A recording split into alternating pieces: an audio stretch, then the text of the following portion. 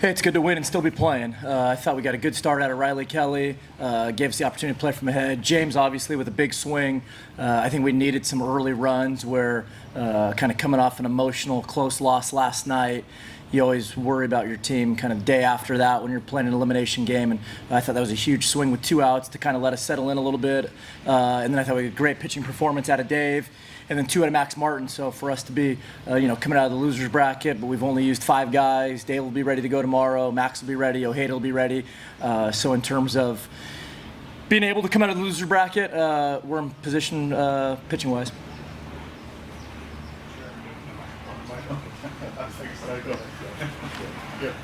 Yeah, just you touched on a little bit. Talk a little bit about. Tell us what you thought about your team responding, coming back from a tough loss last night. Yeah, it's what we've done all year. I mean, it oftentimes I think when you win and you win and you win, every loss feels like it's the end of the world. Where people are, what happens? Like, we lost. It's not a big deal. We had chances. We didn't get a hit. They did. We lost. No problem. So I think great response by our guys today, and I think James's swing really helped us settle in because it's sad to say that it was warm today for us, but it was a little bit warm, and to be able to settle in with that 3-run home run, to be able to play from ahead, and when we can play from ahead, play good defense, get good bullpen, add on runs, that's kind of been the formula for a long time. And win number 42, it's hard to win 42 games. Coach, there was a lot of respect for Fresno State heading into the playoffs. In fact, Coach Savage from UCLA called it the toughest 4 seed, regardless of regional. Did you have the same amount of respect for Fresno State as well coming into this playoffs? Yeah, I mean, I've known Ryan Overland for 20 years. Troy Buckley, obviously, is as good a pitching coach there is in the country. There's not many 4 seeds with 2 starting pitchers, both with 100 strikeouts. You got Murph Gray, the Conference Player of the Year. All those guys in the middle of the lineup are dangerous. Saldivar, we played against Saldivar for 4 years now. So I thought that was a 4 seed just by looking at the bracket, especially with those 2 starting pitchers. I felt like this could be a 4 seed that could win a regional with Anchor and Cremarosa. And, Cremarosa gave us some problems, and we were glad to be able to eventually get him out of the game. So my next question is for James. I mean, you went against Cremarosa on that home run, and I mean, Coach was saying how talented he is. He's one of the harder pitchers to face in the Mountain West. But during that sequence when you got the home run, I mean, just how did it all unfold for you? And like, what was that moment like going against a pitcher like that?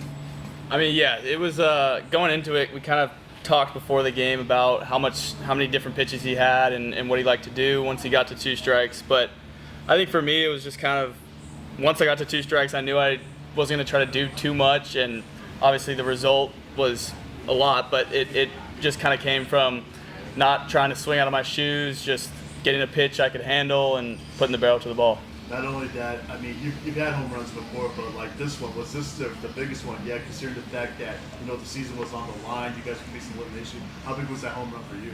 Yeah, it was pretty big. It was something that I'll remember for the rest of my life, but we're not done yet, so hopefully more to come. David, on your end, like, how fast did this team just wash away the Arizona State loss? I mean, how fast did you guys immediately focus on Fresno State? Well, I mean, we had a quick turnaround, so I think everybody kind of had to, have a clean slate coming into today. And then once we got here, it was just the same routine as always. We're trying to play as good of baseball as we can and just having fun. So I feel like everybody kind of moved on from last night pretty quick. I didn't think we played bad last night at all.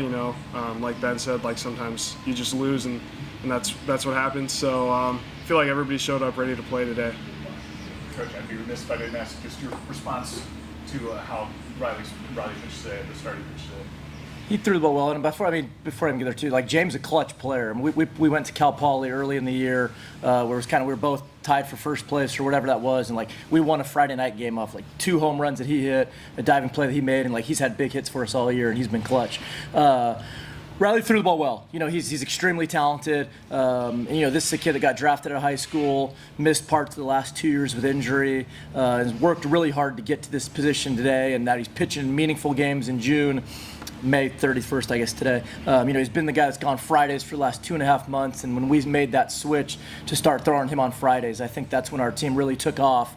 And I think, I always worry in these regional type games with how quickly some of them get out of hand, where if we were watching a lot of the games yesterday, how many games where it's 4-0 in the second inning, it's 3-0 in the first inning, and so I think those like first innings as a starting pitcher are so huge, and so for him to be able to pitch how he did, especially early in that game, to give us a chance to play from ahead, to make some big pitches to a lineup that's got danger, kind of 1 through 9. I thought he did a good job, and he probably could have stayed out there longer. But we got a lot of faith with how Dave's been throwing the ball recently, and we didn't want Riley, who was a little tired, facing Murph Gray and Blandford a third time with him being a little tired.